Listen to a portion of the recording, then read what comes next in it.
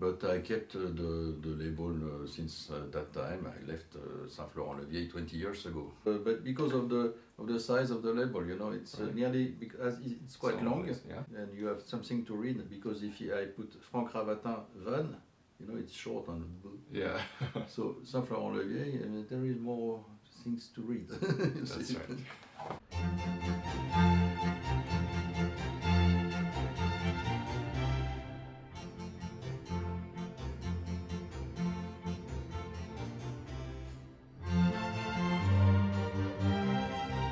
Hello, I'm Thomas Yee, founder of Bay Fine Strings, and I'm here with Frank Ravatin, a renowned luthier and good friend. Hello, Thomas. So, please tell me a little bit about this viola that you'll be presenting to Bay Fine Strings and our exhibition. Yes, so this viola is, well, I made it for you, basically on a model after Andrea Guarneri, the famous model that Conte Vitale, very famous. I made a few changes on the outline, like the corners, for example, because I like a very nice and precise design on the curves. And the original Guarneri is a little bit weak in the design. Well, that's a very famous model for viola. Yes, it is, because it's not too long, and it's large enough, so it has quite good for sound, this model. And so I've been working on that. The F-holes, for example, I changed the F-holes because on the original they are very short, a little bit too short for sound, at least for a new instrument. It's okay for as an old instrument. This Andrea Guarneri, it sounds very well, but when you make a new instrument, you have to think about the immediate sound. And I use now a model of F-holes that I really love, because it's nice, and it's after David Tecler from Rome, on a viola which is in Paris that I know. And the scroll is also changed. It's a model after Brother Samati. Voilà. So it's a mix of a bit everything to make also a sort of personal and the instrument that looks like my own style. Right. It's not a copy of a Guarneri. It's a Frank Ravatin. Yes, that's it. Viola. And this model is kind of a personal choice out of many like kind of experimentation. Yes, I've made violas after the Strad model. I mean, it's okay, but it's much more narrow, and it gives you a quite bright sound, you know, with A string and like a laser, like that. Some people do like that, but not many. So you see, I prefer to work on a warm sound. Kind of a tenor, blooming tenor sound. Yeah.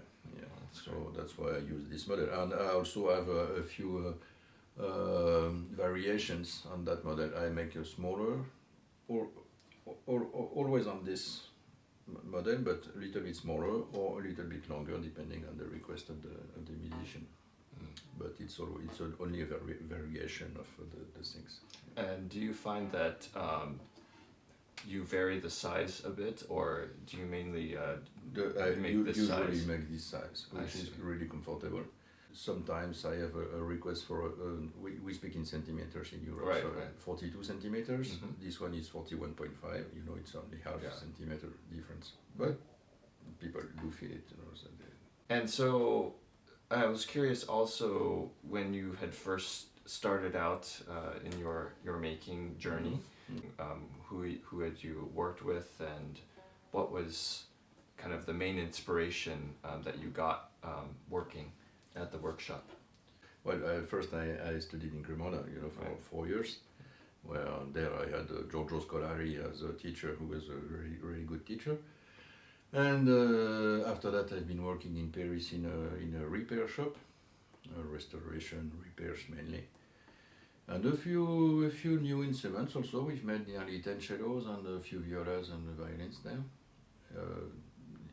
We were 3 working in this shop, so we were making the instruments together. Yeah. And so I stayed there 6 years in Rome, in Paris. And after that, after 6 years, I decided it was time to open my own business, my own shop. So I left Paris because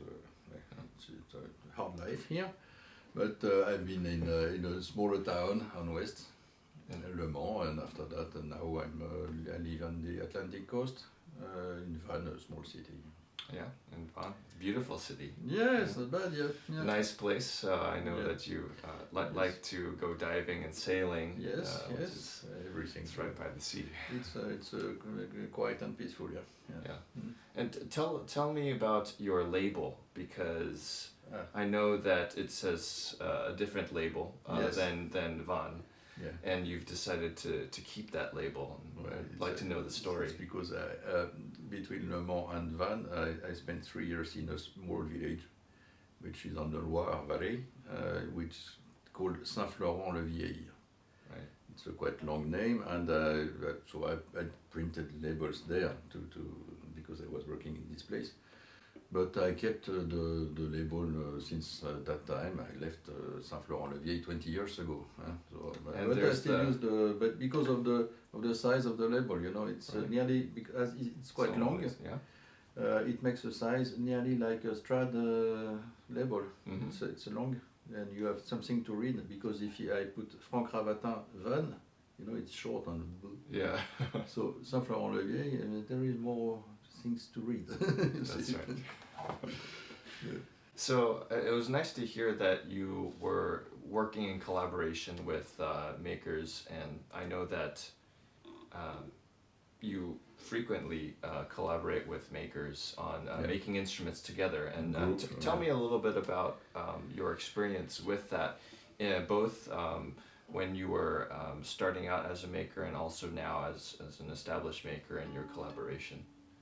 Well, when we decide to make a group instrument like that, most of the time it's musicians who give me an order that I won't have time to make by myself. It's too long, mostly for a cello. And in this case, sometimes I call 2 or 3 friends, established makers and or restorers sometimes, and we decided to make in 10 days, 2 weeks maximum, a cello. Like that, so it's quickly made. I make all the really typical things like purflings, F-holes, scroll. I make them because it's a signature. People order me an instrument, so they want the instrument to look like a Ravatin cello. So I make really all the details for expertise, important things. And for the rest, things that people want to see, like thickness, and it's my friends who make them, So we share the work like that. Well, that's common. Varnish also, I make it myself. So it's a collaboration. Everybody will sign the instrument inside, everything. It's not signed only on my name. It's normal that everybody who has been working on it will put his name inside. But at the end, it looks really like an instrument I've made. So So since now we did that quite often. I also a few years ago we were doing that for music festivals, staying there and making a cello sold for the profit of the music festival. I did that in Australia, in France, in different countries. So that's documented too. The challenge, right? It's a 10-day challenge, I think. That's it. There are a few like that. Yeah. And it was a good for us a way to because we are paid by musicians at the end, So it's a way to give back a little bit of our time to the musicians. So we participate to the festival, we give the money of the cello, and like that. Well, I want to thank you for this talk. Our friendship means so much to me. Mm-hmm. Partly being that before I founded Bayfine Strings, I was able to work together with you on a first ever commission on a violin. Really?